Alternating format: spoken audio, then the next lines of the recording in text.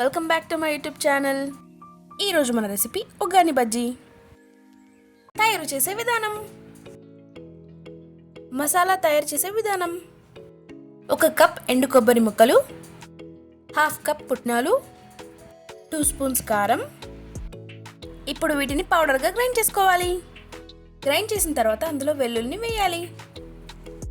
2 spoons salt వేసిన తర్వాత ఇంకోసారి గ్రైండ్ చేసుకోవాలి. ఇప్పుడు స్టవ్ ఆన్ చేసి ఒక కడాయి పెట్టి అందులో 1.5 స్పూన్ ఆయిల్ని వేయాలి.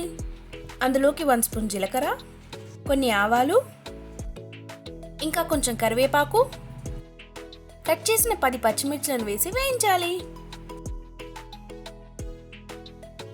పచ్చిమిర్చిలు వేయించాక అందులో కట్ చేసి పెట్టిన 2 పెద్ద ఉల్లిపాయలు వేసి వేయించాలి.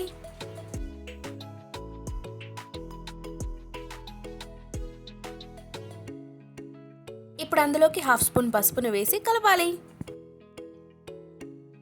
పసుపు వేసిన తర్వాత ఉల్లిపాయలు 2 నిమిషాల వరకు వేగనివ్వాలి. ఇప్పుడు అందులోకి కట్ చేసి పెట్టిన 3 టమాటోలను వేయాలి. ఇప్పుడు టమాటో ముక్కల్ని వేసి కలుపుతూ 2 నిమిషాల వరకు మగ్గనివ్వాలి.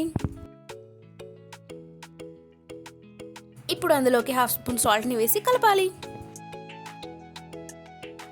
ఇప్పుడు ఒక మూత పెట్టి టమాటోలు మగ్గేంత వరకు ఉడకనివ్వాలి. ఇప్పుడు ఒక గిన్నెలో నీళ్ళు నింపి అందులో బొరుగుల్ని వేయాలి. ఇప్పుడు ఈ బొరుగులు నీళ్ళలో నానేలాగా శుభ్రం చేయాలి. నానబెట్టిన ఈ బొరుగులను ఇప్పుడు నీళ్ళలోంచి తీసి ఒక గిన్నెలోకి వేయాలి.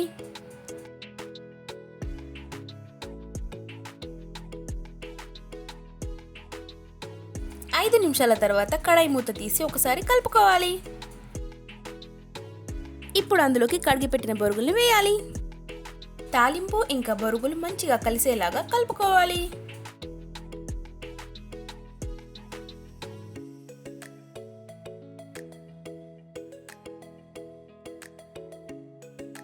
ఇప్పుడు మనం తయారు చేసిన మసాలాను బొరుగుల తాలింపులో వేయాలి.